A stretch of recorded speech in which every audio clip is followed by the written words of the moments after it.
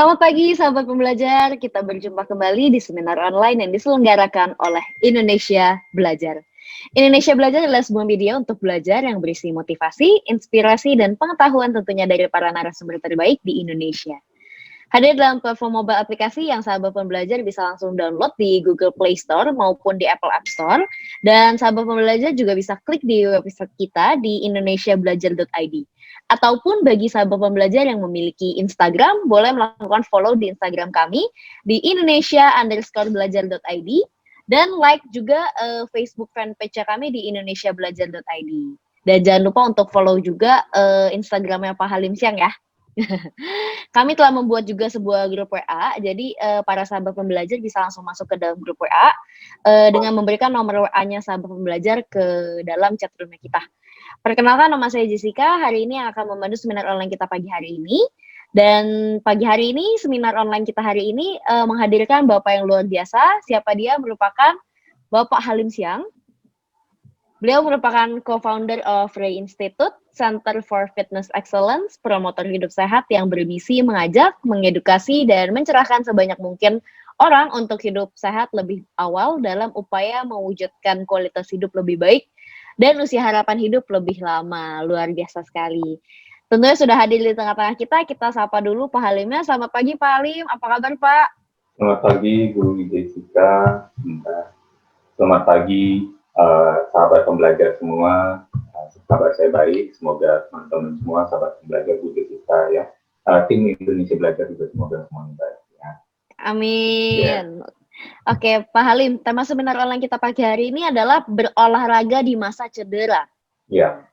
Oke, cedera itu adalah salah satu hal yang paling dihindari ya oleh mereka yang berolahraga. Namun, terkadang cedera itu tak terelakkan. Konsekuensinya adalah istirahat dan terapi sampai pulih. Nah, tapi mungkinkah tetap berolahraga? Dan yang tak kalah penting, bagaimana mencegah terjadinya cedera. Nah, hari ini kita akan membahas itu sampai tuntas ya Pak Halim ya. Ya. Oke, jadi sahabat pembelajar, bagi sahabat pembelajar, jangan keluar dulu sebelum kita selesai. Dan bagi sahabat pembelajar yang ingin bertanya, Anda bisa langsung tulis saja di chatroom ini. Nanti pada saat sesi tanya jawab, kita akan bahas dan kita akan bacakan. Nah, apabila ingin tanya langsung juga bisa dengan melakukan raise hand ya pada Zoom kita. Nanti kita akan mempersilahkan sahabat pembelajar untuk langsung bertanya dengan Pak Halim. Nah, Pak Halim, kayaknya udah pada nggak sabar nih. Gimana sih Pak penjelasan mengenai berolahraga di masa cedera? Silakan Pak Halim. Ya, baik Bu Jessica, terima kasih. Saya izin untuk share screen dulu, seperti biasa. Silakan Pak. Ya. Nah.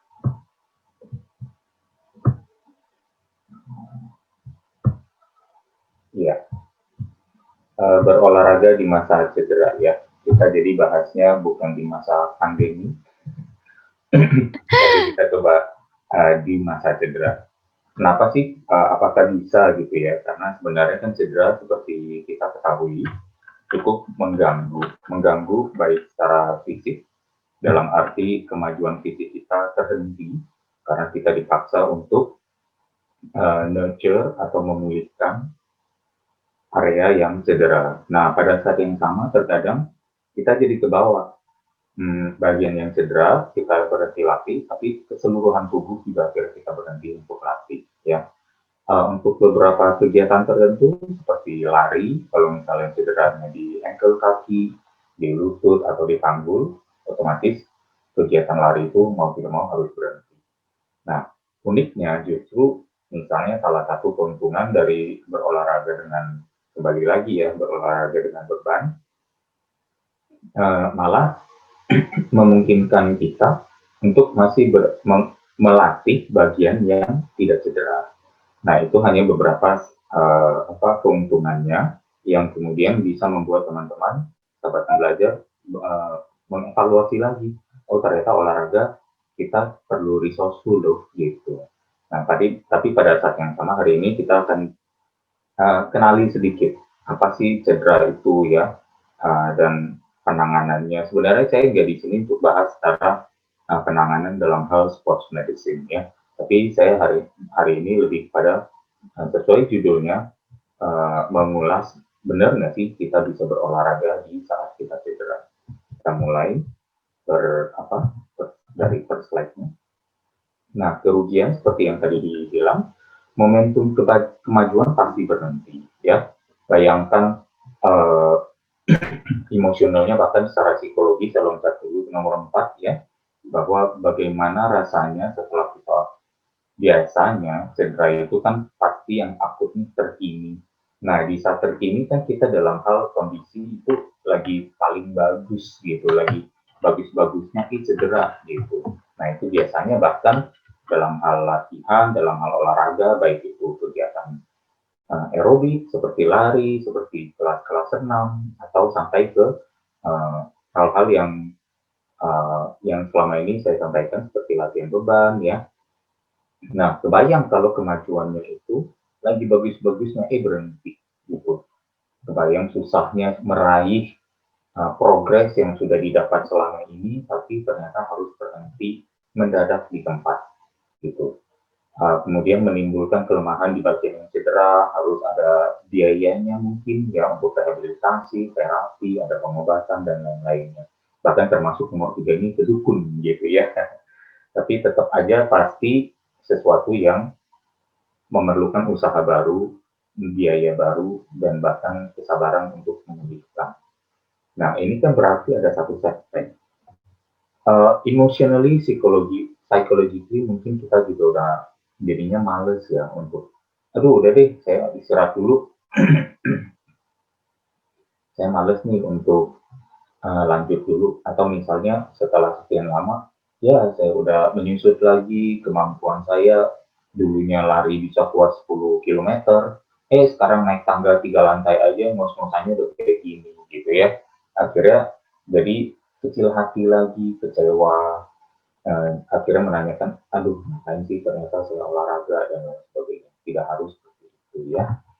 Kita lihat cedera dari berbagai sudut. Ya, misalnya ada areanya. Cederanya apakah di otot, di tulang, atau di sendi. Biasanya area-area tersebutlah yang terkena. Nah, apakah misalnya cedera jantung ada nggak sih gitu? Kemungkinannya ada, atau bahkan misalnya ada yang bilang heat stroke ya, berlari di siang bolong dengan suhu yang tinggi gitu, dan akhirnya mengalami heat stroke. Ya itu sih lebih kepada atau dehidrasi, nah itu dan kramnya. Beberapa hal tersebut boleh dikategorikan sebagai nyaris cedera, dan juga bahkan mungkin bisa masuk kategori ya perlu pemulihan beberapa hari gitu ya. Tapi secara umum cedera, atau bahkan misalnya saya jadi sakit nih, jadi flu, jadi nafsu makan turun dan sebagainya, itu sebenarnya mungkin bukan cedera, tapi lebih kepada overtraining atau under recovery ya. Kalau area, ya kita bisa melihat ada cedera otot tertentu, ada di tulang, dan kita lihat lagi mungkin sub areanya. Sub area itu otot yang mana aja, atau tulang yang mana aja, atau persendian di mana. Kan kalau kita bilang cedera sendi, nggak semua sendi kita rusak gitu, atau sedang mengalami sakit ya, atau bahkan merambatnya. Nah ini dia nih, what's the chain reaction? Misalnya ada seorang ibu-ibu misalnya mengalami cedera sendi di lutut kiri. Nah, sendi lutut kiri akhirnya karena mungkin recovery-nya lama, akhirnya mulai terbiasa, kan harus jalan, mulai terbiasa menggunakan kaki kanan untuk misalnya naik, berdiri saat ke toilet, berdiri dari kursi, turun mobil, dan lain sebagainya, selalu mau menggunakan yang kanan. Akhirnya apa? Overuse. Yang kanan itu mulai keseringan dipakai, yang kirinya tambah ciut, karena ototnya jarang dipakai, dan bagian sisi kiri sampai ke pinggul, ya, sampai ke paha belakang, sampai ke betis, akhirnya jarang kepakai, menyusut. Tapi di saat yang sama, sisi yang kanan sudah mulai protes, bilang, saya nggak mampu nih kalau misalnya menopang tubuh sendiri. Berdiri aja diem, kamu bertumpunya di kanan, kirinya kamu enak-enakin, kenapa sih? Gitu ya. Jadi akhirnya karena dari sana merambatlah si kanannya juga bisa bermasalah. Bukan hanya di lutut, bahkan mungkin di panggulnya gitu. Karena misalnya melalui analisa, Sederhana aja, saya belum tentu selalu benar dan tidak semua kasus selalu seperti ini, tapi contohnya adalah dengan kita berdiri bertahan lebih banyak di kanan, akhirnya tubuh kita kan lebih condong ke kanan, gitu. Dengan condong ke kanan, berat badan kita menekan dari ke panggul, ke lutut, maupun ke ankle, gitu. Belum lagi ternyata dengan condong ke kanan, uh, otot-otot di dalam, terutama bagian core, secara anatomikal ada yang namanya psoas muscles, ada yang namanya QL, quadratus lumborum, juga agak miring ke kanan dan mengencang sedikit untuk menjaga kita untuk melindungi kaki kiri, yaitu ya lutut kiri. Gara-gara itu semua, terakhirnya ternyata apa? Kita mulailah membentuk mungkin ya skoliosis atau postur yang bahunya sedikit lebih rendah, akhirnya tulang spine-nya juga secara menahun apabila dilakukan akan mungkin mulai menunjukkan sudut kemiringan. Nah, itu kan berarti ada chain reaction. Nah, ini yang makanya kita bilang kalau ada cedera harus segera ditangani, harus segera kalau bisa pulih selekasnya agar tidak berlarut-larut sampai ada chain reaction ke tempat lain. Ini by the way hanya versi saya aja, saya tidak mengikuti pakem ilmu tertentu. Oh, cedera dilihat dari apanya, ada sprain, ada strain dan segala macam itu teman-teman sahabat pembelajar bisa belajar di tempat lain. Tapi saya lebih kepada meramu cara menjelaskan saya sendiri ya. Semoga bisa membantu adding menambah dimension dalam hal penjelasan atau pemahaman ya. Atau bentuknya. Kalau otot itu robek atau terjadi knots atau ikatan atau misalnya adhesion atau melengket ya antara otot dengan fasianya.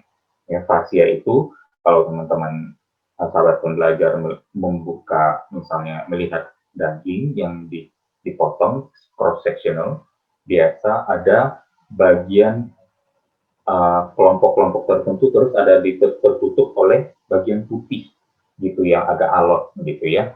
Nah, itu sebenarnya adalah fasia otot.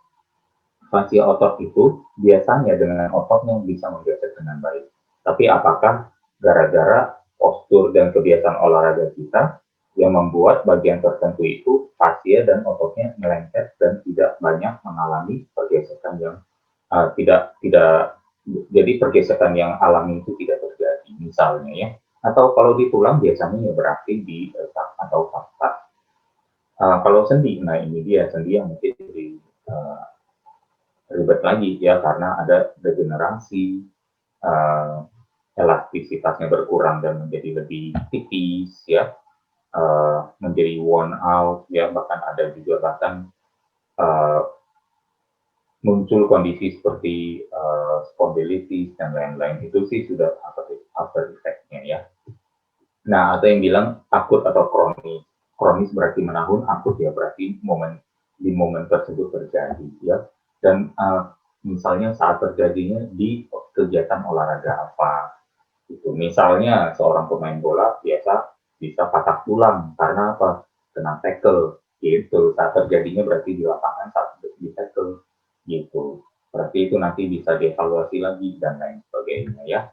Atau dari penanganannya ya, penanganan biasa kalau otot robek ya berarti mau tidak mau harus dioperasi ya. Ada yang namanya reattachment surgery, otot yang sudah robek dari tendonnya atau dari sendi, kalau cepat untuk ditangani dengan operasi ada peluang yang baik untuk bisa tersambung dengan baik sehingga tidak menimbulkan deformasi atau perubahan bentuk dari otot.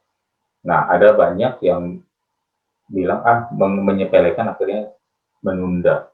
Kalau menunda itu akan menjadi masalah. Biasanya misalnya contoh yang paling unik adalah di saat ada misalnya bicep yang robek karena melakukan aktivitas dumbbell curl, kemudian karena bicepnya robek atau bahkan paha, ya paha quadriceps ada robek sisi factus lateralisnya misalnya ototnya, kemudian karena bagian tersebut robek, dia roll up. Otot itu ternyata begitu dia ada ujung tulang dari ujung satu ke ujung yang lain, ada menempel di tulang kan, gitu. Nah, ada satu yang putus, dia akan roll up ke area ujung satunya lagi. Operasi reattachment itu biasanya membuka roll up atau penggulungan otak itu dan kemudian dijahit kembali. Ideanya kira-kira seperti itu yang sederhana.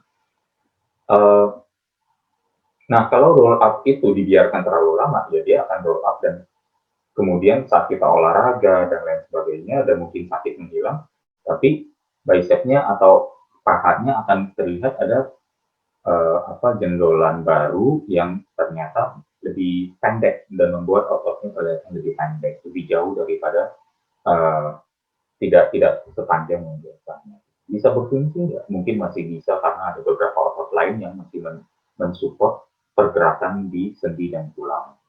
Ya kira-kira seperti itu ya. Jadi kita bisa melihat cedera itu dari tingkat parahnya dan lain sebagainya. Ada yang bahkan bisa bilang, oh Halim bukan begini cedera dilihat dari sudut ini. Kita mau lihat dari sudut apa? Juga benar, tidak ada salahnya ya.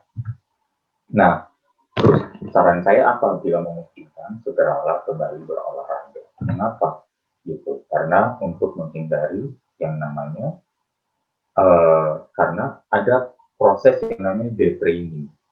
Karena ada detraining itu dan detraining itu harus atau baiknya kita hindari seperti yang tadi kita bilang.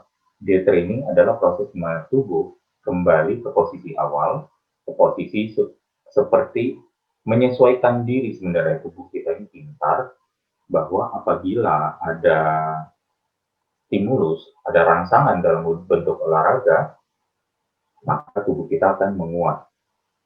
Dan itu pun dengan teknik dan program yang tepat. Gitu. Nah, ini tanpa teknik, tanpa program, dan bahkan dihentikan segala semuanya. Akhirnya apa? Tubuh akan bilang, oh, saya bawa otot ini mahal. Ya, harus dikasih makannya lebih banyak, metabolisme pembakarannya lebih tinggi. Daripada ngejaga beginian, tapi sinyal stimulusnya nggak didapat, berarti ngapain saya pertahankan? Saya kecilin aja, saya susutin aja, saya turunkan aja kemampuannya sampai ke level cukup untuk tantangan sehari-hari.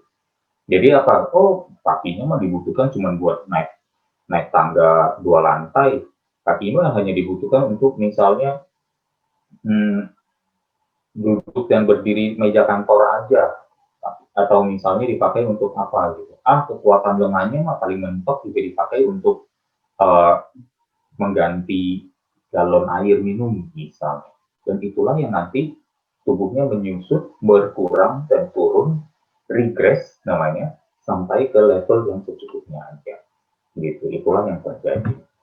Ya, kemudian yang kedua adalah untuk segera mempercepat proses pemulihan. Nah, ini nanti ada studinya. Yang ketiga adalah untuk mengembalikan momentum, kita perlu sadari biasanya sports injury itu, ya, atau injury yang terjadi saat olahraga yang akut itu, biasa terjadi hanya di satu area dan banyak area lain yang masih bisa dilatih. Ya, jadi supaya area lain tidak ikut turun hanya gara-gara si satu ini, gitu ya. Kemudian ada booster juga untuk psikologis bahwa saya melakukan ini at least untuk membantu area lain supaya jangan turun, jadi masih bisa berprogres. Gitu. Nah, ini studi pendukungnya yang pertama ya, karakter otot kita, karakter dari detraining otot pada manusia. Dari studi itu teman-teman bisa cari ya, dikatakan saat stimulus atau tantangan berkurang, detraining terjadi. Kepadatan papiler berkurang setelah 2 atau 3 minggu. Perbedaan oksigen arteri vena turun apabila olahraga terhenti melebihi 3 minggu. Penurunan produksi ATP, energi currency yang ada di tubuh kita oleh mitokondria juga turun. Kemampuan memproduksi daya atau post production turun juga. Kekuatan masih bertahan hanya hingga 4 minggu dan sesudahnya juga menurun.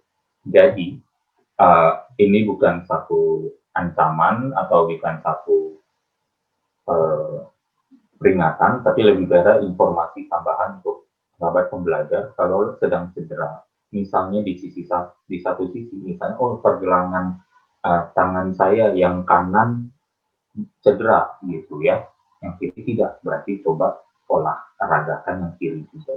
Kakinya kan belum cedera, makanya ada yang bijak untuk mengatakan, oh pergelangan saya cedera, saya latihan saya latihan di kaki dulu, bisa perut dulu, gitu. Mungkin upper body yang misalnya gerakan mendorong karena memerlukan pergelangan atau menarik memerlukan pergelangan, oh saya tidak lakukan dulu, tapi saya mau lakukan yang tarik dengan yang kanan bisa nggak?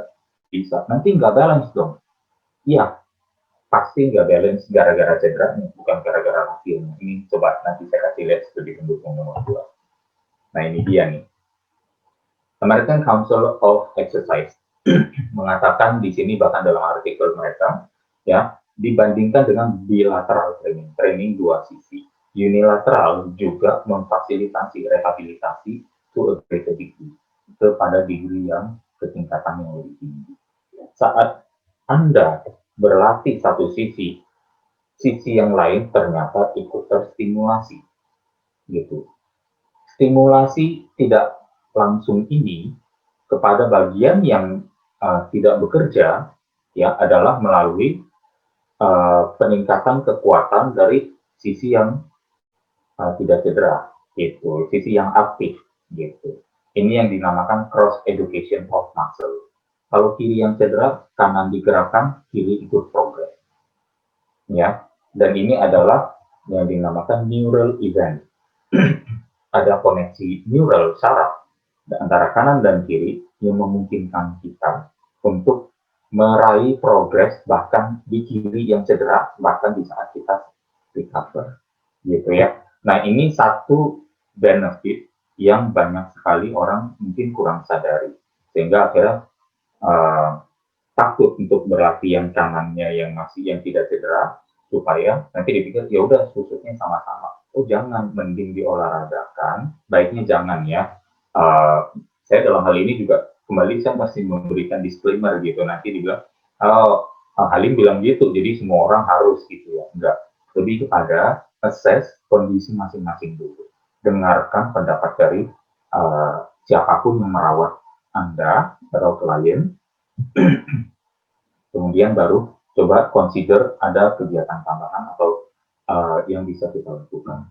Saya rasa kalau misalnya sisi kiri yang cedera lalu melatih sisi kanan, secara umum harusnya tidak masalah atau harusnya no problem, ya. Jadi mengconsider itu aja, bahwa kita ingat ada ceritanya nih, ada scientific support nih untuk saya untuk terus berolahraga terus, jadi supaya tidak saya tinggalkan terlalu lama. Daripada kita nyusut bareng dua-duanya, mending sisi yang satu kita bisa latih, memang dia mungkin akan bagus dan berprogres terus meninggalkan yang lama. Tapi ternyata yang cedera ini, yang non aktif ini sementara, ini ternyata bisa berprogres juga sambil dia recover. Begitu hebatnya tubuh manusia. Saya hanya di sini untuk bertugas menyampaikan hal tersebut. Nah, tentang nanti masing-masing, kalau ya amit-amit ya, kalau mengalami cedera, melihat ke sana, ke area ini secara perspektif yang bijak gitu. Nah ini studi pastinya yang membuat American Council of Exercise itu tadi menulis artikel tersebutnya, ada cross education of muscular strength, kekuatan otot, ya, setelah terjadinya latihan beban unilateral. Unilateral berarti satu sisi saja, ya. Dan ini bahkan melakukannya dengan meta-analisis. Meta-analisis apalagi? Meta-analisis adalah mengumpulkan puluhan belasan jenis studi ilmiah di topik yang sama dan menemukan apakah ada kesimpulan yang seragam. Nah, ini kalau misalnya ada satu studi tentang meta-analisis dan konklusinya sudah didapat dan dikatakan ada benang merah keseragaman konklusi atau kesimpulan, wah itu udah nyaris tak terbantahkan lah maksudnya ya. Jadi dampak dari cross education ternyata meningkatnya kalau olahraganya isometrik, yaitu apa? Menahan beban tanpa bergerak di sisi yang aktif ya, atau di sisi yang tidak cedera. Ternyata meningkatkan masih kekuatan 8,2% di sisi yang cedera. Dengan konsentrik, konsentrik adalah latihan hanya mengeluarkan daya saat ototnya memendek aja. Kalau otot memendek itu push up di saat mendorong. Jadi gerakannya push up lebih ke fokus mendorongnya aja. Kalau misalnya di bicep lebih ke tariknya aja gitu. Kalau di leg press atau squat lebih ke upaya meluruskan kakinya aja gitu ya. Nah, di saat konsentrik itu ternyata terjadi peningkatan 11,3% kekuatan di sisi yang tidak dilatih. Di sisi yang tidak dilatih, kalau eksentrik ya mengeluarkan daya saat otot memancing. Nah, kebalikannya, yaitu saat kalau push up berarti saat turun. Kalau bicep berarti saat turun juga. Kalau leg press atau squat berarti saat turun juga ya. Nah, di saat itu ternyata peningkatannya justru paling signifikan, 17,7% untuk sisi yang cedera atau yang tidak aktif. Isotonik dynamic dalam arti konsentrik dan eksentrik bersamaan. Nah, ternyata itu pun aktivitas yang sebenarnya di isotonic dynamics ini kan adalah yang justru refleksi dari olahraga latihan pengencangan otot rangka yang selama ini saya sampaikan. Gitu. Dan itu memberikan lumayan ya hasil progres 15,9% untuk sisi yang tidak dilatih. Jadi bisa dibayangkan manfaat tambahan lagi dari latihan beban unilateral di satu sisi bagi sisi yang non aktif atau yang sedang cedera atau yang sedang mengalami pemulihan. Bisa dibayangkan pemulihannya bisa jadi juga ikut terjadi lebih cepat. Gitu, Jadi kita ada satu pegangan di sini untuk mungkin mengatakan, oh kalau saya cedera di satu sisi, semoga di sisi yang lain saya tidak lupakan untuk latih, gitu ya. Tapi ya tentu bijak setelah mengconsider semua faktor, karena tidak semua cedera sama, ya. Studi pendukung nomor 3, nah ini dia nih.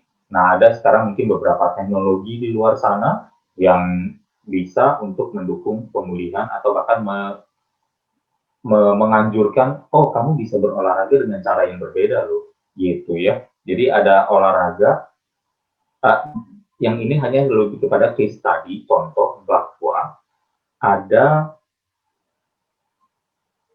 alat-alat di luar sana, ada teknologi di luar sana, ada tools di luar sana yang menggunakan olahraga sebagai bagian dari rehabilitasi, ya. Jadi bahkan di sini ini adalah studinya untuk sekedar membuktikan bahwa ada loh yang namanya EMS, electromyostimulation, yang bisa membuat kita terus berolahraga meskipun sedang cedera. Nah, biasanya bentuk olahraganya seperti ini, menggunakan yang saya berikan arah kursor panah ini adalah sebenarnya padding yang menyalurkan stimulasi listrik ke otot. Nah, ini adalah vest-nya atau rompinya untuk dipakai supaya bisa kena ke misalnya ini untuk punggung dan yang di sini untuk dada dan ini untuk mungkin bagian perut ya, di bagian area abdominis. Nah, ini untuk bahu mungkin ya, dan ini untuk pundak dan upper back. Nah, misalnya contoh-contoh alat seperti ini ternyata ada untuk memberikan stimulasi atau rangsangan. Jadi berarti ini yang sifatnya mungkin keluar biaya untuk berolahraga karena ini biasanya pasti sedikit lebih ada cost-nya karena alatnya sendiri mungkin harganya bisa ratusan juta ya. Nah, ini juga ada studi pendukungnya. Jadi di sini dikatakan IMS telah dipakai untuk praktek terapi fisik sebagai metode untuk merehabilitasi otot setelah sebuah cedera atau operasi. Bahkan sejak tahun 1960-an, sudah 50 tahun lebih ya, IMS sudah dipakai untuk mencegah atrofi atau penyusutan yang biasanya terjadi saat otot rangka mengalami kelangkaan rangsangan saraf. Ini yang namanya denervated ini. Nah, ini kursor tangan saya, denervated ya. Kemudian IMS juga umum dipakai untuk memperkuat sisi tubuh pasien yang sudah menjalani proses operasi ortopedi. Nah, bahkan IMS ini di bagian yang cedera bisa dipakai dengan stimulasi ringan, rangsangan ringan, dan karena kejutan listrik itu membuat kita berkontraksi ototnya involuntarily, dalam arti tidak melalui perintah otot, secara lebih nyata ya, tapi indirect perintah ototnya. Karena otot pasti bilang, kaget nih ada listrik, dia mengejut. Kaget nih ada listrik, dia mengejut. Mungkin ada kombinasi dari keduanya, tapi minimal itu ada stimulus rangsangan dari luar yang bilang, bangun, bangun, gitu ya, di area yang sedang mengalami cedera. Ada yang kadang tulangnya cedera, patah tulang, ortopedi kan, mungkin patah tulang, retak tulang, tapi ototnya tidak.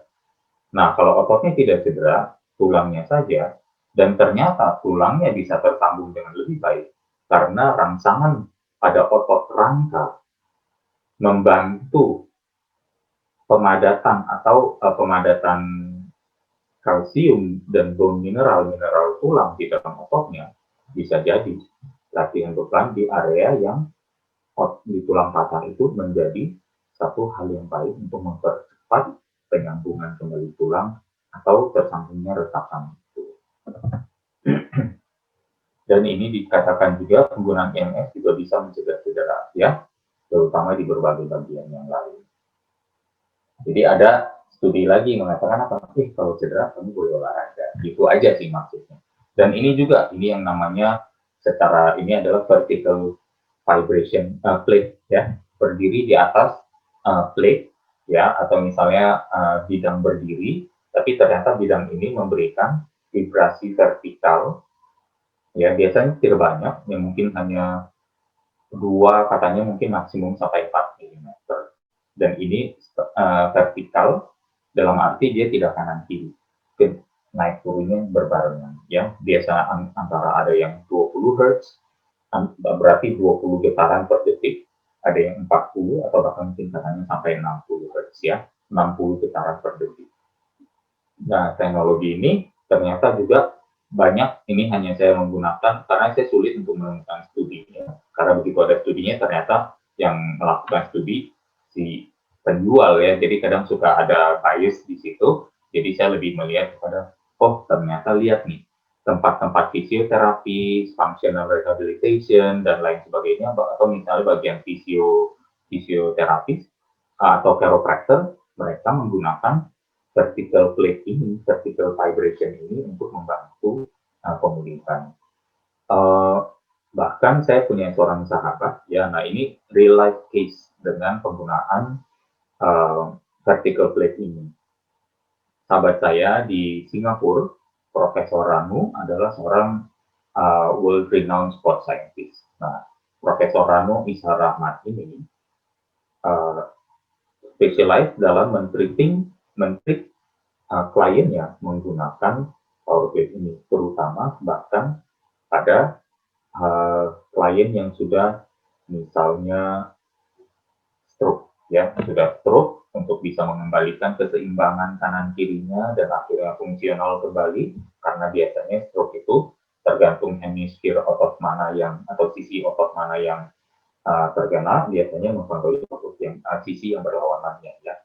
Nah, di saat itu ternyata membantu sekali, dan banyak studi-studi riset yang sebenarnya dilakukan oleh seorang Russian scientist, dan Russian scientist ini adalah mertuanya Profesor Rano gitu ya. Jadi mereka memberikan banyak sekali informasi atau bahkan pengetahuan tentang keberadaan power plate ini pada saya. Gitu. Saya tidak mempromosikan alatnya atau mereknya tertentu. Kalau ada yang ada mungkin beberapa merek di pasarannya, tapi silakan aja. Ini bukan satu endorsement, tapi lebih kepada untuk memberitahukan sekali lagi, kamu bisa olahraga loh, tapi mungkin dengan cara yang lain. Ada metode-metode lain di luar sana yang telah dikembangkan untuk menjadi resource tambahan bagi kalian yang mungkin mengalami cedera. Gitu kira-kira ya. Jadi langkahnya sekarang, nah yang lebih penting. Nah, kalau yang saya yang belum cedera gimana? Nah, ini dia yang mungkin menjadi bagian penting juga dalam sesi seminar pagi ini. 1, lakukan pemanasan yang cukup. Itu udah pasti, tapi banyak sekali yang skip karena merasa, badan saya feeling indestructible. Ingat, ya, banyak sekali cedera terjadi di saat kita sedang merasa diri badan kita atau tubuh kita super fit, super bugar, dan merasa tidak mungkin runtuh. Nah, di saat itulah keruntuhan itu terjadi biasanya. Gitu. Jadi yes, di satu sisi kita perlu tahu bahwa tubuh kita lebih kuat daripada yang kita kira, tapi di sisi lain kita juga perlu mengingat bahwa tubuh kita ada limitnya, dan hati-hati limit itu bisa dikhianati oleh ego, ya, oleh ego kita. Setelah pemanasan secara umum mungkin 5 menit di treadmill atau jalan, bahkan sebenarnya jalan dari misalnya ke gym ya, jalan dari mobil parkiran ke naik ke lantai atasnya aja itu juga sudah boleh dibilang pemanasan. Jadi lakukan juga pemanasan spesifik pada otot. Umumnya 2 sampai 3 set pemanasan sebelum memasuki set inti. Ya, spesifiknya misalnya kalau bench press atau untuk otot dada, berarti lakukan bench press-nya 2-3 set yang ringan dulu sebelum ke beban yang tertinggi. Maksudnya seperti itu. Ketahui juga ketersediaan energi dan istirahat yang cukup sebelum memulai. Evaluasi ya, hari ini saya cukup tidur nggak, gitu ya. Kemarinnya ya, semalamnya, kemarin malam, saya mau olahraga pagi nih, tapi pagi kira-kira saya kemarin malam makan terakhirnya jam berapa? Udah masuknya apa saja nutrisinya, agar kita mengetahui ketersediaan cadangan energi yang ada untuk kita ya, misalnya. Bahkan sebenarnya saya sering sih mengatakan sebelum berbuka puasa bisa olahraga yang ringan-ringan gitu. Nah itu pun sebenarnya kan perlu diperhatikan juga kalau misalnya puasanya puasa religi yang sebenarnya tidak minum, udah ceritanya udah nggak minum 13 jam lebih, berarti sebenarnya mungkin olahraganya yang ringan dan singkat, jangan terlalu lama gitu ya. Nah itu perlu diperhatikan juga atau dipikirkan lagi, aduh saya udah nggak minum banyak, apa bagus saya olahraga sampai keringetan.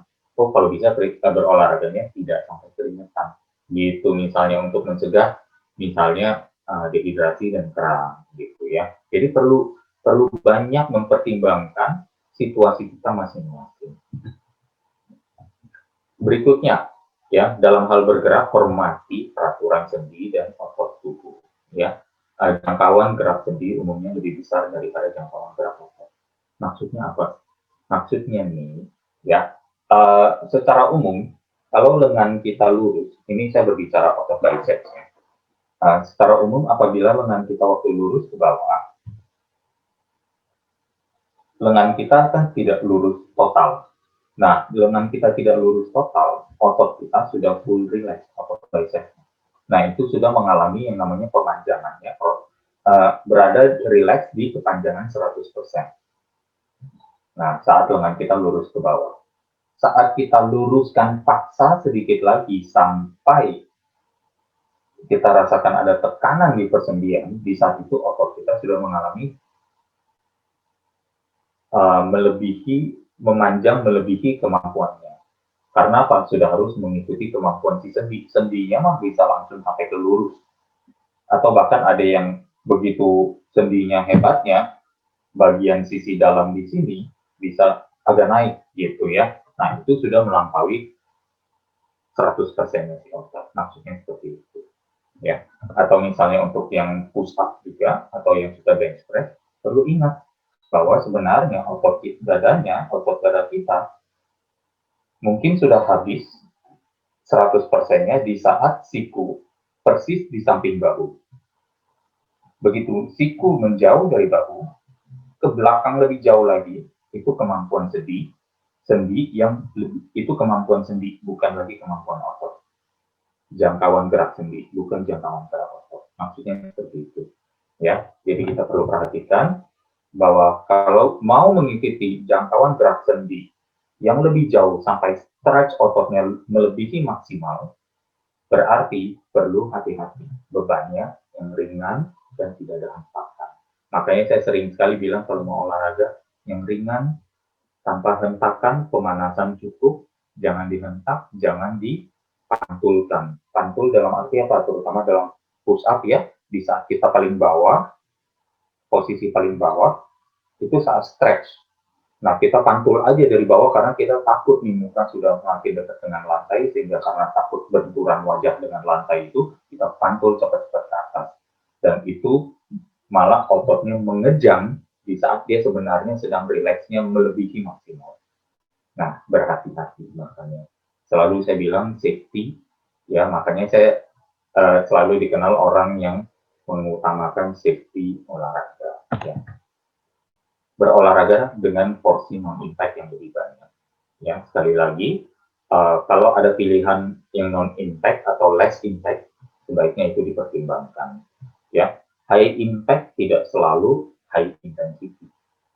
Ya, low impact kalau kalau kita mau bersabar sedikit aja juga bisa high intensity. Maksudnya seperti itu, ya. Jadi kita bisa mencari alternatif lain dalam berolahraga untuk mendapatkan manfaat yang sama dengan cara yang lebih aman. Yang terakhir ya, hindari atau kurangi atau hentikan sama sekali tergantung kondisi masing-masing lagi untuk melakukan gerakan high impact yang tinggi dentuman atau tinggi stres pada sendi. Nah, kembali lagi tergantung kondisi masing-masing. Kalau sudah profesional, kalau sudah memang merupakan latihan rutin, ya itu aja kita perlu bilang kan, sepandai-pandainya tupai melompat bisa jatuh juga. Jadi selalu lakukan precaution yang sebaik mungkin. Saya di sini bukan untuk menakut-nakuti bahwa cedera mengintai setiap saat, tapi lebih kepada berolahraga itu ada risikonya, dan risikonya bisa kita kecilkan atau bisa kita manage ke level terendah. Mengapa saya bilang begitu? Jangan takut untuk berolahraga sebenarnya. Gitu. Ada cara amannya, yang seperti yang saya sampaikan di sini. Gitu. Jangan gara-gara takut sama risikonya, kita malah tidak berolahraga sama sekali. Kita malah mengambil risiko yang lebih besar. Misalnya, gitu. Kita sedang ceritanya nih ya, mau harus ada meeting ke kantor, tidak bisa lewat online karena perlu melibatkan tanda tangan, ya. Kemudian karena kita takut berkendaraan, takut di jalanan ada risiko tabrakan dan ditabrak, menabrak dan ditabrak, ada risiko nanti, aduh, bisa mungkin kurang sadar atau apa karena salah perhitungan bannya masuk lubang jadi waduh nggak bisa jalan dan ini segala macam takut kena kena paku di jalan banyak kempes jadi ini gara-gara takut itu akhirnya nggak ke kantor untuk melakukan tanda tangan kontrak itu risikonya jadi lebih besar mana misalnya gitu ya gitu. Nah ini yang makanya saya bilang kita dalam sehari-hari mengambil risiko tapi memanagenya ke level yang terendah gitu. Nah berarti apa? Adalah pentingnya ada di memiliki pengetahuan untuk memanage risiko itu ke titik yang terendah. Dan this is what the seminar is all ya. Jadi kita sampai di ujung seminar ya, slide-nya agak banyak tapi ternyata panjang juga. Ya, cedera adalah hal yang kurang nyaman. Kerap cedera diawali dengan rasa sakit yang luar biasa dan disertai juga dengan upaya penanganan yang lama, berulang, dan mahal. Hasilnya, pulih kembali hanya untuk seperti sedia kala, tapi seringkali dengan kondisi kekuatan, keseimbangan, kestabilan, kelenturan, koordinasi metabolisme yang sudah jauh lebih rendah. Untuk itu, bagi yang belum cedera dan belum menjalankan kegiatan pencegahan di atas, sebaiknya mengevaluasi atau memperbaiki pendekatan dalam olahraga. Bagi yang sudah cedera, tergantung tingkat parahnya cedera, ada beberapa kegiatan olahraga yang mungkin masih bisa dilakukan. Cedera yang menyebabkan dari kebiasaan olahraga adalah bukti nyata bahwa tubuh manusia menyusut atau turun kemampuannya apabila tidak digerakkan. Oleh karena itu, tidaklah mungkin mengharapkan kondisi fisik, kekuatan, massa otot, fungsionalitas tubuh, keseimbangan hormon, daya tahan tubuh, imunitas ya maksudnya fungsi-fungsi organ, kelenturan, stamina dan lain-lain yang konsisten bertahun-tahun tanpa berolahraga. Nah ini juga berarti ada satu wisdom yang kita bisa dapatkan adalah apa? Jangan salahkan olahraganya kalau kita ada cedera. Tapi pada saat yang sama cedera dan menonaktifkan otot itu agak mirip dengan kita selama ini ada sahabat kita, teman kita, keluarga kita yang menghindari olahraga tapi berharap dia tambah bugar, menghindari olahraga tapi berharap dia tambah kuat, menghindari berolahraga tapi berharap tubuhnya baik-baik saja selama puluhan tahun. Ya, dan kita perlu ingat bahwa the training ini mirip juga dengan karakteristik tubuh manusia yang salah satu hukum tubuh manusia yaitu apa? kerahkanlah kemampuanmu, work it, and you gain more. Tapi kalau tidak melakukan aktivitas tersebut, ya, you will lose it. Kamu akan kehilangan apa yang kamu sudah perjuangkan, atau kamu tidak akan mendapatkan apa yang kamu perjuangkan, atau bahkan kamu tidak akan mendapatkan apa yang tidak kamu perjuangkan. Gitu, sesederhana itu. Ya, bukan aja tidak mendapatkan kekuatan, tapi kekuatannya juga itu turun dan akan kehilangan apabila kita tidak memperjuangkan apapun. Nah, kira-kira mungkin seperti itu hikmah ini, semoga bisa juga kita bawa ke dalam wisdom kita untuk mau konsisten terus berolahraga dan memanage risiko saat berolahraga, dan pada saat yang sama bisa menginspirasi mereka yang belum olahraga untuk coba beta. Tidak mungkin yang namanya bertambah kuat, bertambah sehat tanpa olahraga. Ya, demikian dari saya. Apabila ada yang kurang berkenan, mohon maaf. Saya kembalikan lagi ke Bu Jessica. Terima kasih. Luar biasa sekali, terima kasih Pak Halim. Oke, keren sekali ini ternyata walaupun slide-nya agak sedikit, tapi ternyata panjang juga ya Pak kita bicara ya. Iya, sayanya aja yang doyan ngoceh. Oh enggak Pak, justru itu makin luar biasa itu.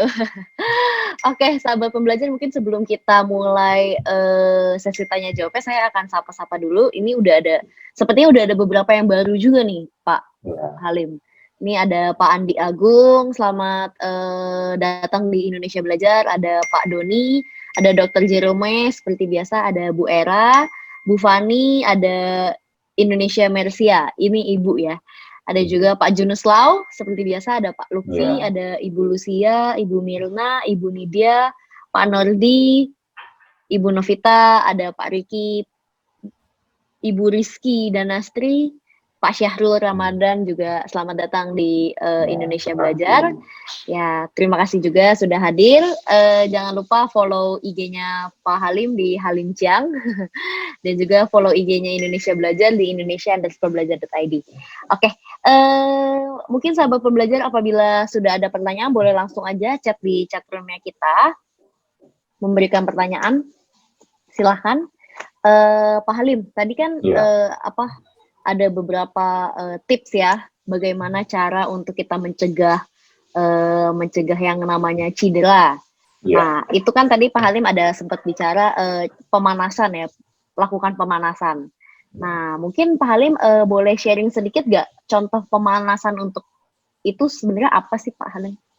Ya, kalau pemanasan biasanya yang paling simpel adalah jalan, ya, untuk supaya kita ada sirkulasinya dari atas sampai ke bawah, pompa jantungnya sedikit dinaikkan, sampai biasanya terasa suhu tubuh sedikit memanas, gitu. Dan biasa itu kita bisa dapatkan mungkin setelah berjalan konsisten 3 menit, 5 menit, biasanya sudah ibarat break a sweat, kira-kira ada keringat pertama yang keluar, udah berhenti, gitu. Itu udah cukup.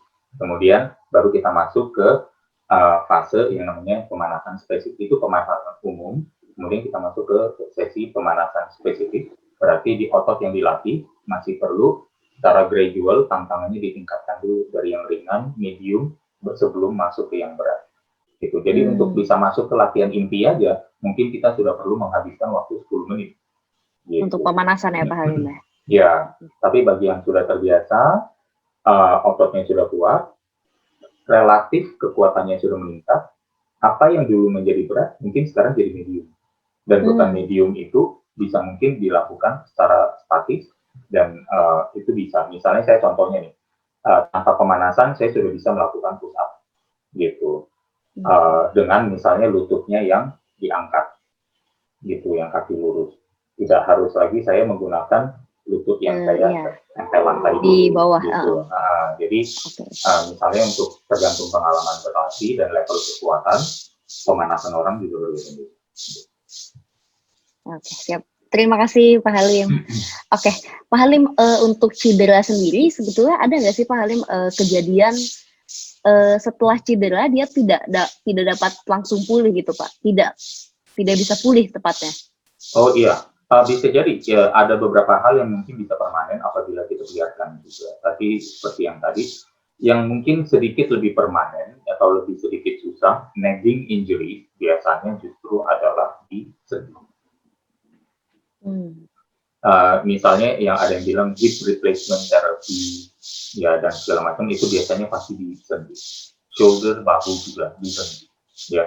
Dan itu biasanya, dan ini yang saya dapatkan yang referensi dari sahabat saya, rekan pengajar di RAI Institute, Dr. Tanjung Subrata. Beliau juga adalah dosen di Universitas Warmadewa di Bali untuk kelas fisio, ya, untuk jurusan fisioterapi.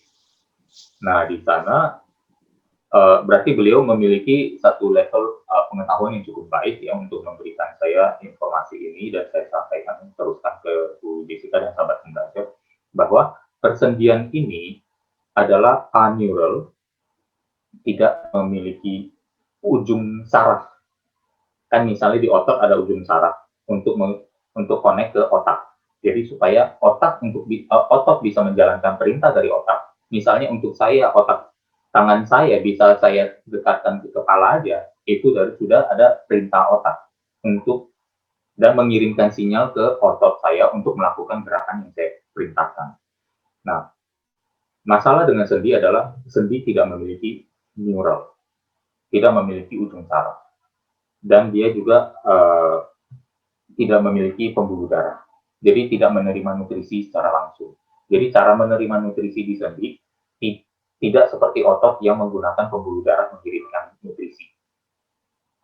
Karena dua hal tersebut, kalau sendi cedera, itu susah untuk dideteksi. Karena awal-awal abuse yang kita berikan, sendi nggak akan protes dulu. Karena dia tidak memberikan rasa sakit ke otak. Kalau ada luka di persendian pun mungkin belum terasa, tidak ada sensor, tapi luka itu sudah ada. Dan kadang kita pikir, I'm fine, saya nggak apa-apa melakukan gerakan gitu. Tapi over the years, begitu kita mengetahui rasa sakit di persendian, it's too late. Biasanya udah terlambat karena sudah terjadi beberapa sesi atau beberapa kali atau berulang-ulang. Nah, itu yang kita mungkin agak khawatirkan. Dan karena tidak menerima nutrisi dari pembuluh darah, jadi pemulihannya juga sangat sulit. Gitu, almost impossible bahkan. Jadi apabila teman-teman, makanya yang hobi terutama kepada kegiatan high impact. Makanya tadi saya bilang kan khusus specifically, kalau yang high impact, kalau tanya ke diri Anda sendiri, perlu nggak sih latihan high impact itu? If you're a professional runner, kalau Anda memang dapat hidupnya dari berlari yang banyak impact, mungkin apa boleh buat, ya go ahead aja. Tapi if you're recreational runner, ya dibatasin aja. Apalagi kalau bilang mau menaikkan kemampuan jantung, kemampuan paru-paru, dan lain sebagainya, ada kegiatan non-impact yang bisa dilakukan. Gitu loh. Jadi coba dipertimbangkan aja. Saya sekali lagi, saya nggak anti lari, saya nggak anti high impact, tapi lebih kepada kita semua harus menerima bahwa risikonya mau tidak mau memang lebih tinggi. Gitu. And how do you manage it? Bagaimana Anda memanage kegiatan yang demikian high risk tersebut? Bahkan banyak yang melakukan kegiatan high risk itu tanpa background knowledge. Gitu, tanpa background knowledge untuk memanage risikonya, tapi melakukan kegiatan yang berisiko tinggi. That is when injuries happen a lot. Gitu. Jadi kita agak evaluasi di sana. Gitu. Jadi cedera pada sendi biasanya yang termasuk paling parah. Pada otot masih bisa, mungkin bahkan otot putus aja masih bisa di reattach. Gitu. Bahkan tulang patah aja masih bisa kembali tersambung setelah di breaking dan bisa melanjutkan lagi. Misalnya contoh pemain sepak bola, kita sering melihat banyak yang waktu kena tackle sampai tulang keringnya itu patah dan membengkok keluar. Itu betul. Serem sekali dan mengerikan. Dan itu aja setelah mungkin 8 bulan dia sudah bisa kembali ke lapangan dan berlari dan sudah seperti biasa gitu, ya Pak. Sudah hampir seperti biasa lagi gitu. Jadi yang justru yang paling berbahaya bagi saya adalah cedera yang ada pada sendi. Oke, siap. Terima kasih Pak Halim. Waktu itu saya pernah dengar Pak Halim, lebih baik kita mencegah daripada kita mengobati. Jadi lebih baik memang kita mencegah dan lebih baik kita tahu untuk basic-basic ilmunya ya Pak Halim ya. Ya, jadi kita bisa manage risikonya. Dan bersyukur justru sekarang dengan era internet ini kan jadi banyak ya, ada seminar seperti ini, ada pengetahuan, ada buku, e-book, PDF yang bisa di-download dan lain sebagainya. Zaman dulu kita waktu olahraga nggak ada informasi seperti ini, belum ada internet gitu ya. Zaman Bu Jessica mungkin masih di TK. Oke, Pak Halim.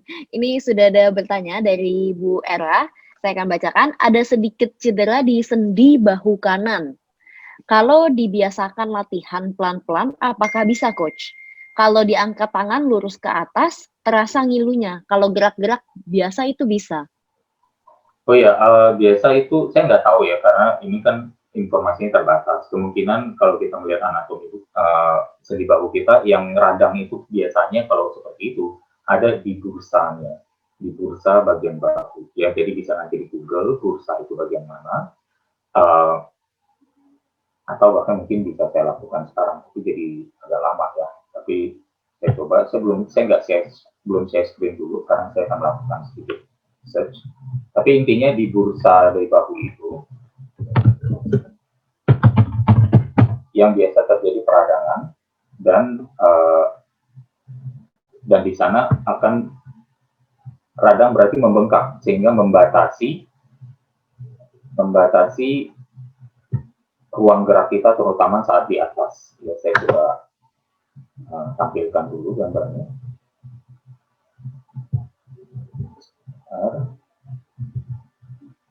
Ya, saya terlihat dengan baik. Saya izin share screen dulu. Nah, ini dia. Biasa yang mungkin masalahnya di bursa ini. Saya belum ada pengetahuan seberapa bursa ini bisa berkurang radangnya, atau bisa sembuh atau pulih. Tapi anjuran saya adalah bahwa mungkin kita melakukan rehab banyak pada otot yang namanya rotator cuff yang ada di bahu.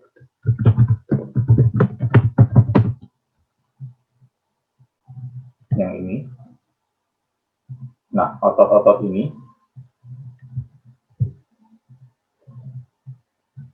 Nah, kalau Bu Era melihat ini ada bursa dan ternyata di bawah bursa ini ada beberapa otot yang namanya rotator. Otot rotator inilah yang nanti akan membantu menguat sehingga bursanya tidak mengalami peradangan. Who knows ya, kita jadi perlu cek lagi karena ini hanya analisa sementara saya.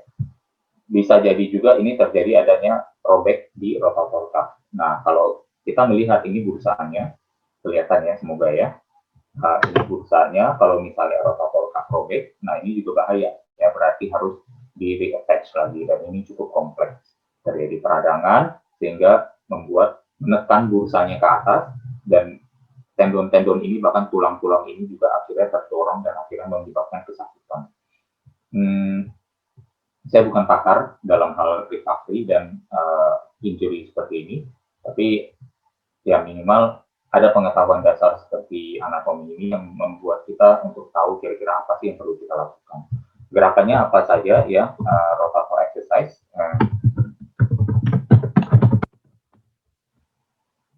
Gerakannya kalau kita lihat,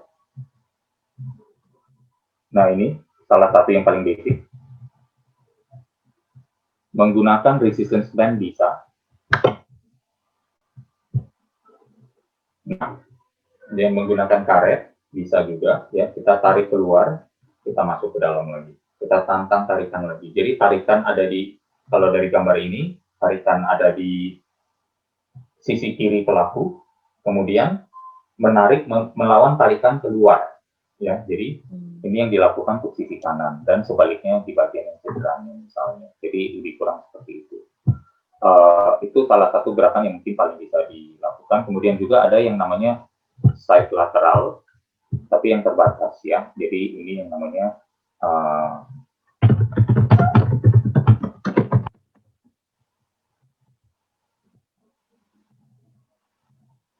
melakukan gerakan seperti ini. Tapi ini ya mungkin karena pilihan gambarnya yang agak maju aja. Melakukan gerakan seperti ini, tapi tidak setinggi mas-mas di sini. Jadi lebih pendek rentangnya. Ali mungkin share screen ya? Oh ya, sorry, saya udah stop share lagi ya. Iya, share screen lagi, yes, di sini. Nah, jadi si mas-masnya ini ketinggian nih di sini. Ini untuk latihan standar. Tapi bagi yang misalnya cedera, mungkin segini aja cukup. Nah, misalnya di garis ini yang saya gambarkan dengan kursor saya. Ya, jadi gerakannya rentangnya sini aja. Partial. Itu juga bisa. Ya. Minimal, there's no harm in trying. Karena gerakan-gerakan tersebut adalah gerakan rehab, sehingga bukan sesuatu yang perlu kita khawatirkan untuk memperburuk keadaan. Mungkin Bu Era bisa mencoba. Kalau nggak punya alat atau nggak punya akses ke gym, bisa menggunakan resistance band ya. Kalau resistance band misalnya di toko-toko online harganya juga nggak sampai 100.000. Jadi semoga bisa dimiliki untuk dicoba rehab sendiri di rumah. Ya. Kalau masih ya kalau ada masalah yang ternyata lebih serius dari itu, mau kita mau ya, misalnya benar-benar di persendian mau nggak mau memang harus melalui penanganan dokter. Kira-kira seperti itu Bu Era, semoga berjaya.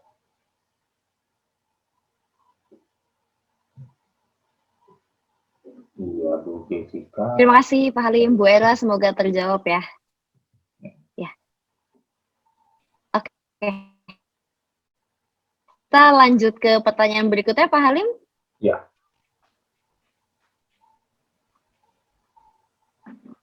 Ya. Oke, saya akan bacakan. Ini ada dari Pak Syahrul Ramadan. Permisi, mau bertanya, apakah baik melakukan latihan kelenturan seperti split ketika selesai latihan kaki? Oke. Pak Syarul, ya kalau bisa split ya silakan ya, karena sudah terbiasa. Tapi kalau belum terbiasa dan mengatakan split itu wajib, ya akhirnya jadi yang tidak terbiasa malah ini ya. Bentuk stretching bisa banyak ya. Kalau latihan kaki, secara umum kita melatih apanya dulu yang kita latih. Yang kita latih inner thighs misalnya, atau quadricepsnya, atau hamstringnya, gitu ya. Jadi kita perlu mengetahui secara anatomikal apa yang kita perlu raih. Secara umum fleksibilitas bisa diraih setelah melakukan aktivitas latihan pengencangan juga. Tapi kita mau melakukan split tujuannya untuk apa? Kan gitu ya. Apakah split memiliki manfaat kesehatan? Saya belum tahu. Apakah olahraga stretching memiliki manfaat? Sudah pernah kita seminarkan, ada banyak manfaatnya untuk relaksasi, ya, untuk ada yang berkeyakinan untuk flush out asam laktat bisa juga. Tapi pada saat yang sama, stretching sebaiknya dilakukan sesudah olahraga, bukan sebelum, gitu, ya. Dan kalau memang mampu melakukan ya silakan, tapi pun tidak wajib. Kira-kira seperti itu, Pak Sarul. Ya. Mohon maaf, saya nggak tahu apakah terdengar karena sepertinya Bu Jessica, ya. Koneksinya sorry, ya, tadi saya putus. Terima kasih. Ya. Ya, atau mau memberikan tanggapan boleh juga. Oke.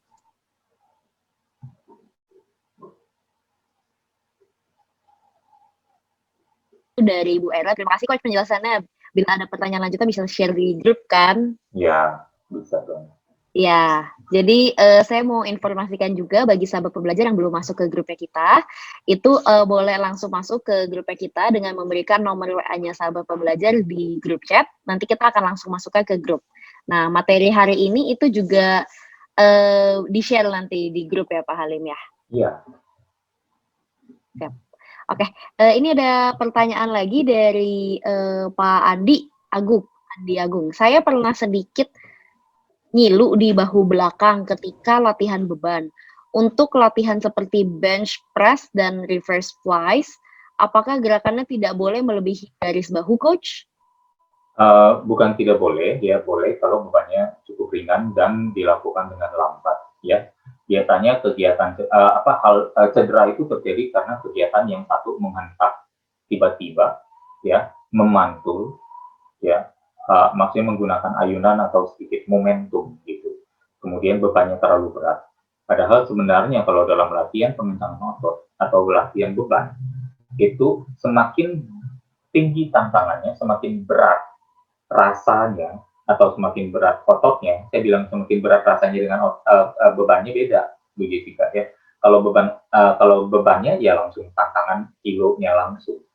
Tapi semakin berat rasanya, maksudnya pas kita sedang di pengulangan ke 8, ke 9, ke 10, kan itu makin lama beban yang sama terasa makin berat. Bukan begitu, Bu Jessica? Mas, mungkin Bu Jessica bingung, ini maksudnya apa? Maksudnya gini, Bu Jessica kalau push up, ya, di saat bebannya, Bu Jessica ototnya masih fresh, masih segar dan belum capek, di saat olahraganya masih otot fresh dan tenaganya masih maksimal, berat badan Bu Jessica untuk push up terasa ringan, gitu.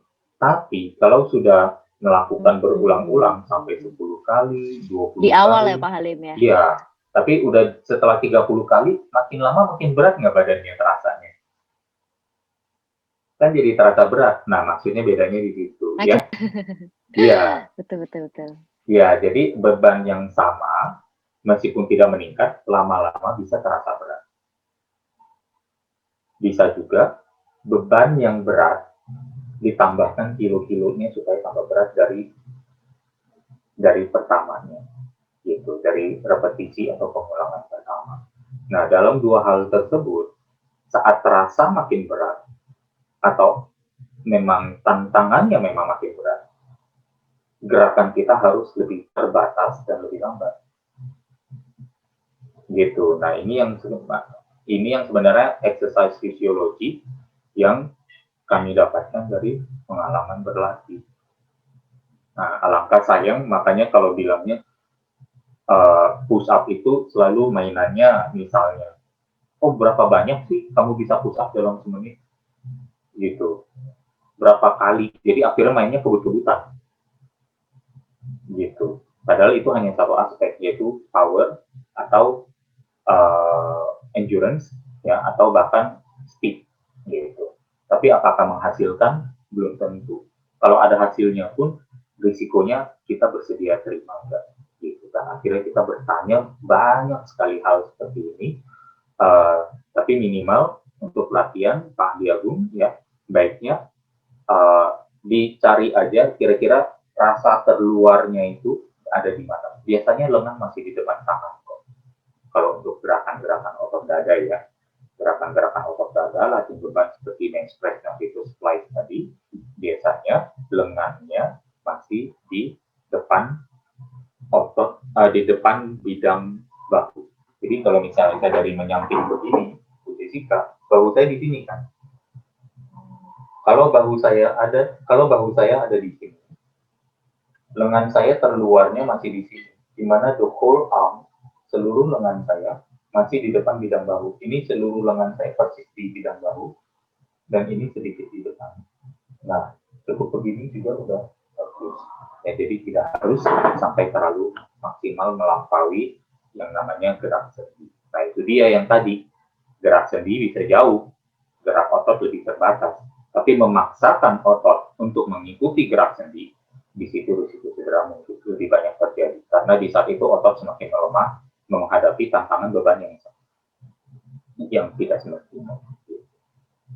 Oke, siap. Terima kasih Pak Halim, Pak Andi. Semoga terjawab ya Pak Andi ya. Oke. Ada satu pertanyaan terakhir lagi Pak Halim. Ini ada dari Pak Nordi. Ya. Mohon info Coach, bagusnya stretching bagus di depan sebelum berolahraga atau jalan 10 menit baru pemanasan? Saya pernah belajar mereka memberikan edukasi di kurang lebih 5-10 menit pertama baru stretching. Oh, oke. Iya, Pak Nordi, sebenarnya stretching ini salah satu topik yang unik ya. Saya pernah, ibarat nih kalau ngomong bahasa ininya, saya pernah challenge para pelaku stretching misalnya ya, dengan pertanyaan ini. Stretching katanya bagian dari pemanasan, ya, tapi bagian juga dari pendinginan. Nah, ini gerakan kegiatan yang sama nih. Kok bisa panas, kok bisa dingin? yang benar yang mana? Ngerti nggak? Ya, jadi make up your mind, gitu loh. Pilih salah satu, mau yang di mana? Atau secara scientifically, mana yang lebih tepat? Tapi dari pengalaman saya, dan dari riset yang saya lakukan, stretching sebelum olahraga lebih berisiko cedera daripada stretching sudah olahraga. Ada teori mengatakan sebelum olahraga supaya kasih tahu badan kamu dulu jangkauan gerak yang bisa kamu lakukan keluasan. Yes, mungkin itu memang bisa terjadi kalau yang dicari adalah apa? Gitu. Yang dicari misalnya adalah kegiatan untuk range of motion-nya, jangkauan geraknya panjang. Saya nggak tahu. Mungkin misalnya stretching ringan setelah pemanasan. Setelah pemanasan, stretching ringan, ya, untuk kegiatan lomba. Seperti apa? Mungkin lempar lembing, mungkin tolak peluru, ya, mungkin ada yang apa yang namanya lontar martil, atau bahkan ada yang misalnya apa yang namanya vlog itu, vlog buri vlog ya, atau apa yang untuk meloncat melenting itu melewati bar, ya kan? Nah itu semua, atau misalnya kegiatan yang namanya loncat tinggi ya, yang dulu ada atlet namanya Sergei Bubka yang gitu, meloncat ke sana. Dan itu mungkin perlu kelenturan. Dan itu pun baiknya dilakukan setelah pemanasan. Jadi dalam hal tapi ritual olahraga secara umum orang kebanyakan non-atlet, latihan fleksibilitas, saya rasa lebih bagus taruhnya di belakang sesudah sesi latihan selesai. Ya, kalau misalnya mau sebelum berolahraga inti, setelah pemanasan, antara olahraga inti di tengah-tengahnya mau masuk stretching, silakan, tapi stretchingnya tidak eksesif, tidak semenyeluruh stretching di akhir olahraga, gitu ya. Jadi kita make up our mind dulu nih, karena kebanyakan stretching bukan salah stretchingnya, tapi kelirunya di kurangnya penjelasan detail tentang masing. Itu semoga penyampaian kali ini bisa sedikit membuka wawasan kita juga, dan mungkin saya nggak klaim paling benar, tapi siapa tahu ini hanya menjadi satu refleksi tambahan. Coba saya bisa di-challenge juga, saya bisa tadi salah. Tapi so far yang saya ketahui inilah kebenaran saya. Siap, terima kasih Pak Halim. Pak Nurdi semoga terjawab ya. Tadi Pak Nurdi juga udah memberikan nomor WA, jadi nanti kita akan bertemu di grup. Ya, bagi sahabat saya ingatkan bagi sahabat